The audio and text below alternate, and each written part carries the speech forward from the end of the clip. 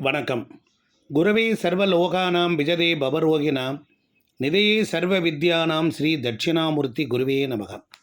வணக்கம் அன்பர்களே, கடகராசி அன்பர்களே. உலகத்தினுடைய தோற்றம் கடகத்தில்தான் இறைவன் பூமியை சிருஷ்டி செய்தான். நல்ல அன்பு, அரவணைப்பு, தர்ம சிந்தனை, அதிகமான சிந்தனை, ஞாபக சக்தி, எதையும் மறக்க முடியாத ஞாபகம், இப்படிப்பட்ட மனிதநேயம் மிக்க அற்புதமான கிரியேட்டிவிட்டியினுடைய ஆற்றலை கொண்ட கடகராசி அன்பர்களே, உங்களை வணங்கி மகிழ்கிறேன். குரு வக்ர பயிற்சி பலன்கள் பார்த்துக்கிட்டு இருக்கோம். இந்த குரு வக்ர பயிற்சி பலன்கள் அப்படின்னா அது என்ன? வக்ரம், குரு பயிற்சியை பற்றி கேள்விப்பட்டிருப்போம். கடகராசிக்கு கடந்த மே மாதம் முதல் 10ஆம் இடத்தில், மே மாதம் 10ஆம் இடத்தில் இருந்து கிட்டத்தட்ட குரு பகவான் பயிற்சியாகி 11ஆம் இடத்திற்கு வந்தார். ரிஷப ராசியில் கிருத்திகை ரோகிணி நட்சத்திரத்தில் பயணத்தை மேற்கொண்டு மிருகசீரிஷ நட்சத்திரத்தில் தன்னுடைய பயணத்தை நடத்தி கொண்டிருக்கிற குரு பகவான் தற்பொழுது நேர்கதியில் போய் கொண்டிருந்தார். வருகின்ற அக்டோபர் மாதம் 2024 முதல் பிப்ரவரி மாதம் 2025 வரைக்குள், இந்த இடைப்பட்ட காலத்தில், இந்த 5 மாதத்திற்குள் குரு பகவான் ரிஷபராசியில் மிருகசீரிஷத்தில் இருந்து பின்னோக்கி தன்னுடைய பயணத்தை தொடரப்போகிறார். அதாவது வக்ரம், அதாவது குரு வக்ரம். வக்ரம் என்றால் இயல்புக்கு மாறிய ஒரு கிரக நிலை. இந்த கிரகங்கள் சஞ்சரிக்கக்கூடிய திசை, அதனுடைய தன்மை, அதனுடைய செயல்பாடுகள் எல்லாம் வித்தியாசமாக இருக்கும். இந்த கடகராசியில் குரு பகவான் உச்சமடைகிறார். ரிஷபராசியிலே அந்த சந்திரன் அங்கு உச்சமடைகிறார். கடகராசி அன்பர்களுக்கு கடந்த காலத்தில் 7ஆம் இடத்தில் இருந்த சனி, 8ஆம் இடத்தில் இருந்த சனி, கிட்டத்தட்ட 5 ஆண்டுகள் அவர்கள் பட்ட துன்பம், அவர்கள் சந்தித்த சவால்கள், தொழில், குடும்பம், திருமணங்கள், திருமண உறவுகள், இது சம்பந்தமான பல பாதிப்புகளை அவர்கள் வேதனையாக வைத்திருக்கிறார்கள். அவர்களுக்கு சொல்ல முடியாத துன்பங்கள். கோச்சாரத்தில் பொறுத்தளவிலே இந்த 11ஆம் இடத்திற்கு இந்த குரு பகவான் பயிற்சியாகி வந்த பொழுது தன்னுடைய பகை வீடாக இருக்கக்கூடிய இந்த சுக்கிரனுடைய வீட்டில் இருந்தாலும் ஸ்தான பலம் என்கின்ற வகையில் பல நன்மைகளையும் செய்யத்தான் அவர் கடமைப்பட்டிருக்கிறார். குருவினுடைய இந்த 11ஆம் வீடு என்பது லாபத்தையும் மூத்த சகோதர உறவுகளையும் குறிக்கக்கூடிய வீடு. நிறைய வேர்களுக்கு கிட்டத்தட்ட இந்த 11ஆம் இடத்துல வரும் பொழுது இந்த குரு பகவான் தன்னுடைய பார்வையினால் வருமானத்தை ஏற்ற இறக்கமாக வைத்திருப்பார். மூத்த சகோதரர்கள் வகைகளுக்கும் அவர்களுக்கும் பல தொந்தரவுகளும் ஏற்பட்டிருக்கும். ஒரு சில பேருக்கு வேலை செய்யக்கூடிய இடத்திலேயே பல தொந்தரவுகளும் பிரச்சனைகளும் சிக்கல்களும் உருவாகி இருக்கும்.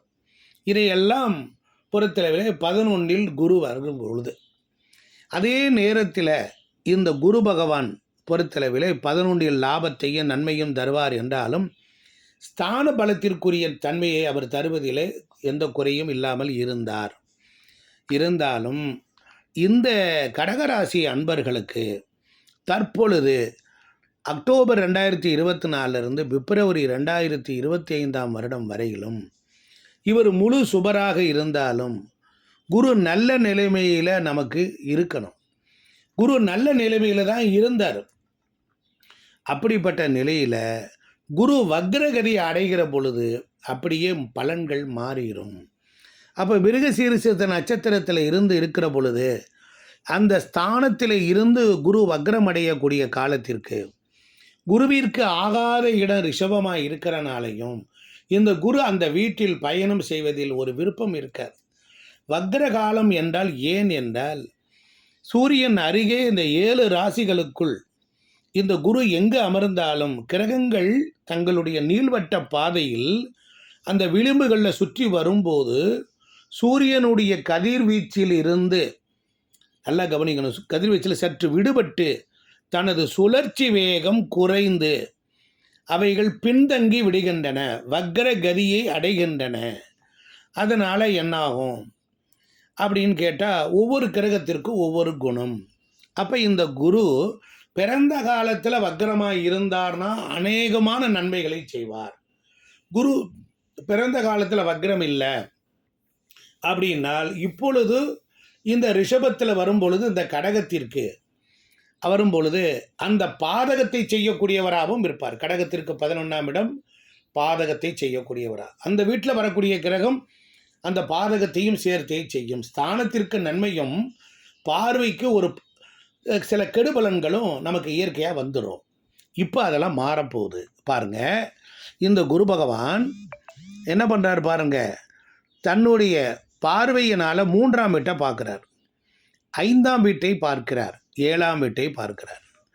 இப்போ என்ன நடக்கும் அப்படின்னு கேட்டால், சகோதர சகோதரிகள் வகைகளுக்கு நன்மை உண்டாகும்.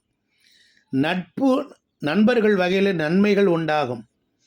ஆகையினால் அவர்களுக்கு இருக்கக்கூடிய பிரச்சனைகளிலிருந்து அவர்கள் இந்த 5 மாத காலங்கள் மிக சந்தோஷத்தை பெறுவார்கள்.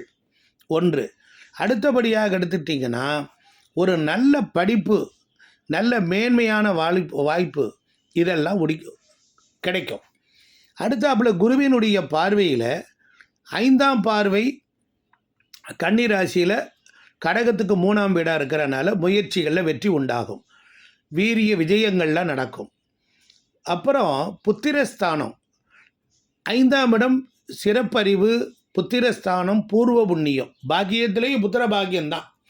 ரொம்ப நாளாக குழந்தை பாக்கியம் இல்லைன்னு இயங்கி கொண்டு இருந்தவர்களுக்கு இந்த குரு பகவான் நல்ல புத்திர பாக்கியத்தை கொடுப்பார், ஆராய்ச்சி கல்வியை கொடுப்பார், பட்டய கல்வியை கொடுப்பார். அதே போல் எஜுகேஷனில் ஒரு நல்ல நிலையை நீங்கள் எட்டி பிடித்து விடலாம். எந்த மாதிரியான படிப்பை எடுக்கணும்னு முயற்சி தெரியாதவர்களுக்கு இப்போ ஒரு குருவினுடைய பார்வை, இந்த மாறுபட்ட நிலை உள்ள பார்வை உங்களுக்கு பல தடைகளை எல்லாம் வென்று வெற்றியை கொடுத்துரும். அடுத்து குருவினுடைய 7ஆம் பார்வை பார்ட்னர்ஷிப்பில் இருக்கக்கூடிய ப்ராப்ளங்கள், பார்ட்னர்ஷிப் நல்ல முறையில் அமைவதற்கும், அதுமில்லாமல் பூர்வ ஜென்மத்தினுடைய புண்ணியத்தை எல்லாம் நாம் பெறுவதற்கும் நமக்கு ஒரு பெரிய அம்சமாக அமையும். மொத்தத்தில் வெளிநாட்டு தொடர்பு, வெளிநாட்டு யோகங்கள்லாம் கிடைக்கும்.